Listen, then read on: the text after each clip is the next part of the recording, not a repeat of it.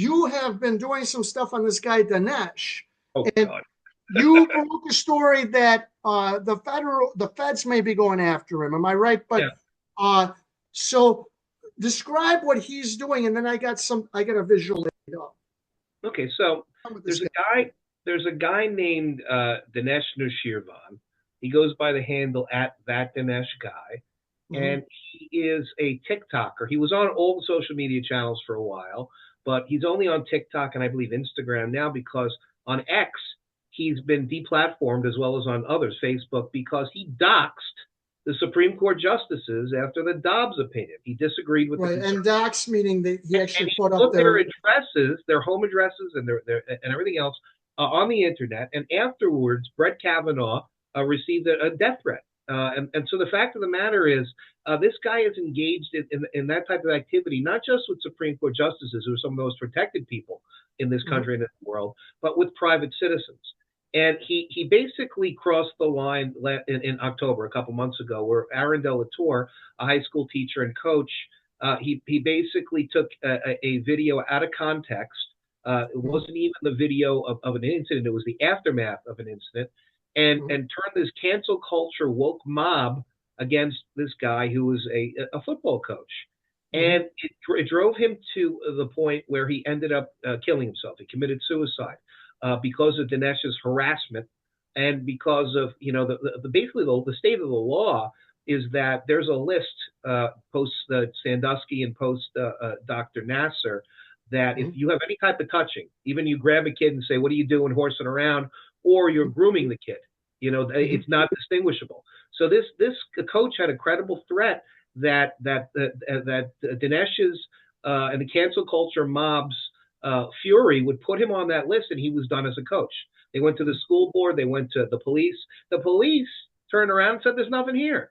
And the Mhm. police there are investigating. Frank Parlato broke the fact that they're investigating there. And I've heard from law enforcement sources with knowledge that this guy is on the FBI radar as well because there are over 100 complaints about this guy, and he's being looked at. And the source actually one of the sources told me that he would not be surprised if this thing is escalated come the Trump administration because of Now what's happened. He doesn't understand how it hadn't been prior, given the course you of conduct that this guy was. you're breaking through anonymous sources, but you had a problem with the New York Times breaking through anonymous sources. How come your reporting is okay, even if it's based on anonymous sources?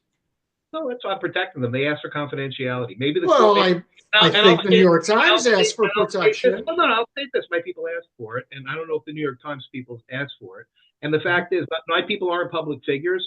I think the Times would have You don't a. know who the New York Times was talking to.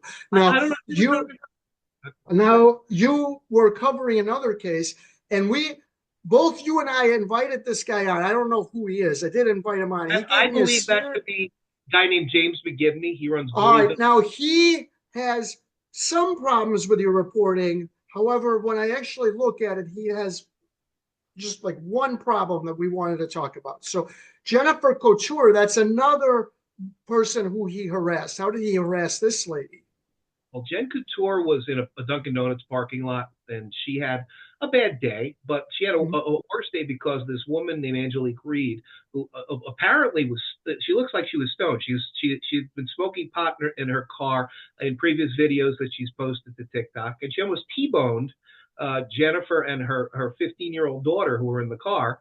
And Mhm. so there was an altercation, and this Angelique starts recording after the incident occurs, after the fact again, Mhm. and the parking lot situation, and it becomes selectively altered and presented by Danesh. Danesh receives the copy, and then his cancel culture woke mob turn around, and Mhm. they start harassing the local government, harassing Sheriff Marceno's office, harassing Amira Fox, the local state attorney, and they call for their judge, jury, and executioner through what we believe are AI generated phone calls, AI generated emails, AI generated social media disdain, saying this woman needs to be arrested, where the local offices of government were inundated and flooded with almost 1,000 emails, Now, more than that a day, and this they're not guy, able.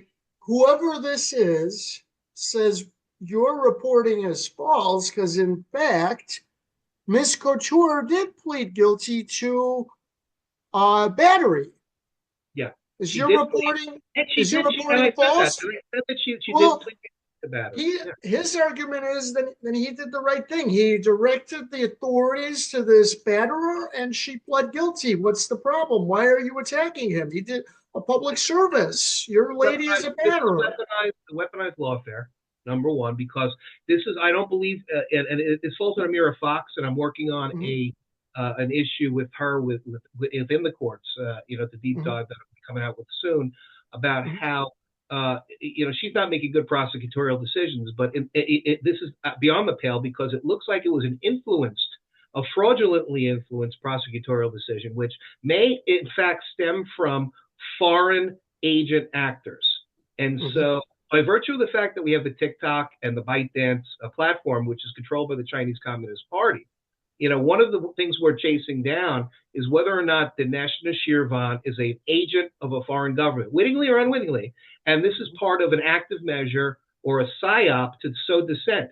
Think about it. Michael Volpe, you could be targeted by the Chinese Communist Party because you say bad things about them Mhm. for by law enforcement, local law But enforcement that would be how is inundated. this lady is not an enemy of the Chinese Communist Party? Yes, she is. Dinesh was Yes, she is. Yes, she is. She's white. She's Republican. She's conservative. And what they're all right. trying to do is So they're trying the the second Chinese problem Communist he Party. No, Mike, let me finish this important point. The Chinese government, and if you look to what the Communist Party was doing with the Soviet Union, their goal is to break down the traditional fabric of America, and their goal is to subvert.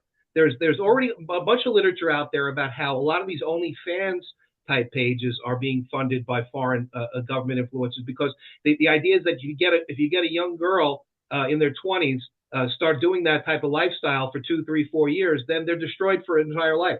They can't be a mother. They can't be anything that comes back to a traditional life that would be positive to society. And it's an easy way to subvert.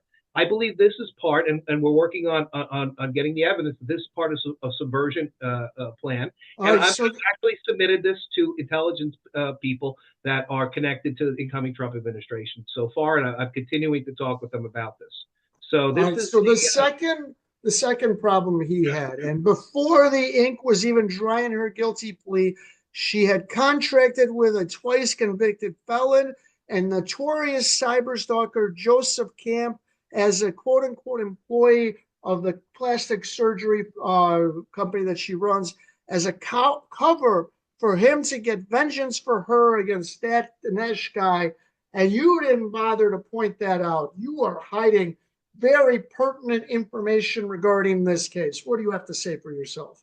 Well, what I'll do is I'm coming out with a piece about a new email that I obtained from a protected source. So I'll say Mhm. confidential source again. That shows shows an invoice from a third party company that's easily subpoenable and verifiable. That there are these sites that were purchased Mhm. by Joseph Camp, that Mhm. DaneshGuy.com, that guydanesh.org, that DaneshGuy.net, and they were purchased September of 2021, which was months before the Dunkin' Donuts incident. The Okay. battle between this guy, Joey Camp, and Danesh and McGivney of Bullyville has predated Jen Couture. It is actually an All right. ongoing Who is battle. this guy, Joseph Camp? Is he a Joey twi- He's Joey is he Camp a is a notorious cyber stalker? Why is she hiring no. him? Joey Camp is just he's an internet guy. He's just he's the opposite end of the spectrum of these guys. These guys are woke. Joey Mhm. Camp is like an alt right guy. And so it's like spy versus spy. One's a black spy, one's the white spy, and every chance that they get, they try to dump on each other. The claim is that he's a stalker because Dinesh says his children were victimized, which is Mhm. bullshit. He says that CPS got called, this one got called, that one got called. Yet at the same period of time, Dinesh and his followers were calling, not CPS, but CPS on Jen Couture's children, calling the probation department on Jen Couture. It's Darvo. They claim to do what the other person is doing. So they're saying, "Oh no, you did this to me, you did this to me," but they're doing it themselves. And anybody who Right. follows Well, yeah. family court, especially, understands Darvo Pro, as manipulative narcissism. projection, as they call it. Narcissism. And This by the guy way, that is a is pretty textbook narcissist. much the entirety of the criticism this guy had. That you should have mentioned that she pled guilty, which I think you did, and that you're not talking enough about Joey Camp. Yeah, well, I'm not going to talk about Joey Camp because he's like a minor figure in the lawsuit because he's lurking in the background, and half the lawsuit is devoted to Joey Camp, but that's not the facts that are being presented. And actually, the facts that Nick Chiappetta, the attorney, has presented are based on time travel.